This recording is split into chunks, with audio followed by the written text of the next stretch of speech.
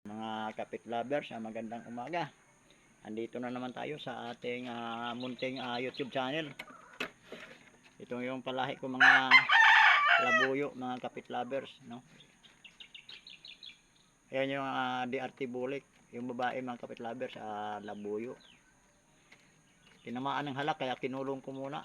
Pero ano na, nawala na at maka-recover na sport to. Ito naman dito mga kalabers ay yung gitna nga kulungan, buksan natin. Ito ang isang yellow legged hats mga kalabers. Nakuha ko rin sa Valenzuela sa aking kaibigan sa Imon Backyard.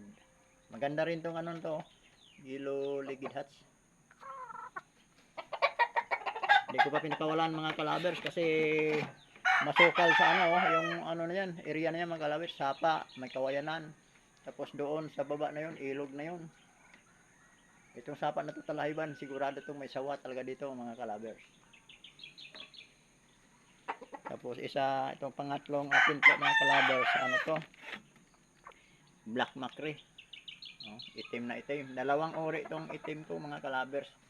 No, Black Macre at saka SBR. Ito yung inahin kong Black Macre. Mayroon pang isang inahin doon sa bahay, di ko pa nadala. Ito yun sila mga kalabers. Yung tapos ito Black Macre din to. Ano to, akala ko binabae kasi sabi ni Imon Backyard, lalaki daw, binabae. Pero parang inahin yata talaga mga kalabers. Hindi lang yata hindi lang yata binabae o talagang babae talaga. Tapos itong dito Black Mac SBR mga kalabers, may ano sa mukha, parang nagkaroon siya ng sira yung mukha niya. Ano to mga kalabers, SBR, original SBR to. Puro itong inahin yung SBR. Bigay ng aking matalik na kaibigan na si Nick Garcia. Ito yung anak niya mga kalabers. Itong inahin na to at saka itong yung binatilyo na yan, mag-ina yan. Ayan. Yung ano na yan, binatilyo 6 month, ano yun, sweater yung tatay. Sweater yung tatay, ito yung nanay, yung SBR yung nanay. Ito yung SBR ko mga kalabers.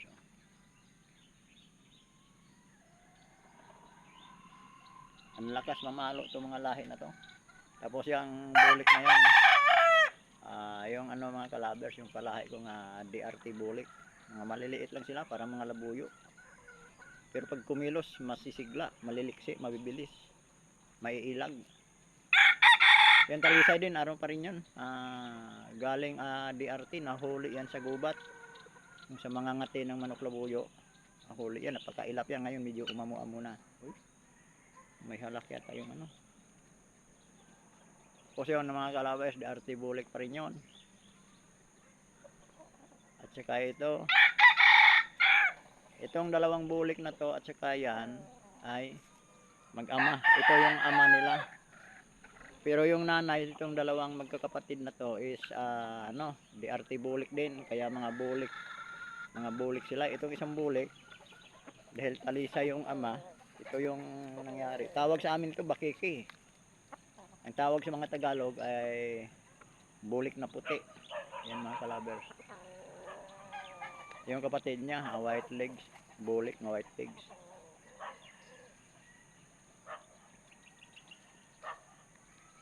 Malawak tong area dito nga. Nalagyan ko ng manok mga kalabers, property ng kumpanya nga pinapasukan ko.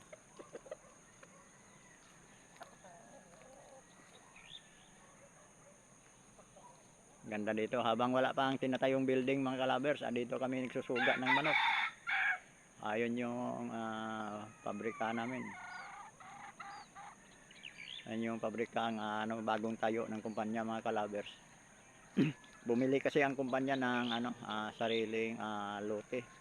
Malawak to mga kalabers, kulang-kulang 2 hectares.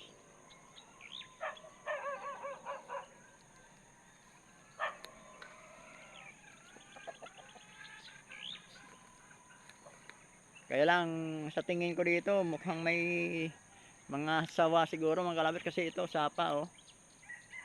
Ano mababa to. No, malamig kasi mas kapal yung mga damo yan mga kalabers, talahiban oh. Sapa yan, malalim yung sapa na yan. Pero mababaw lang ang tubig. Malalim nga lang yung pag-ano ng sapa. Tapos yun, hanggang doon sa may kawayanan. Masukal yung malamig mga kalabers at gustong-gustong pagtirahan ng mga sawa.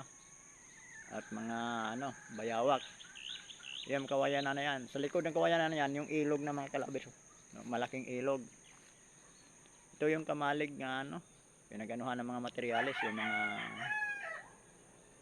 yero pang bubong. Saka yung mga scaffolding mga kalabers, mga PVC, mga tubo pang ano sa building, pang gawing hamba.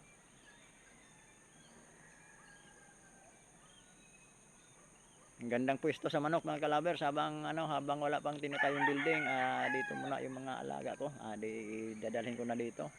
Dito ako magpapalahi. At di ko na lang banggitin itong exact na address namin dito mga kalabers, no. Iwas ano lang tayo. Napakagandang lugar mga kapit lovers. Para sa mga mahihilig sa mga alaga, yung mga mahilig sa ano mga kapit lovers, ito ang napakagandang ano alagaan. Lalong-lalo na sa para sa mga manok. At maraming salamat mga kapit lovers. Paki-subscribe na rin dito sa aking munting YouTube channel pag hindi pa kayo naka-subscribe sa akin. Wala pa akong subscriber. Magandang umaga sa inyong lahat mga kapit lovers at Happy New Year.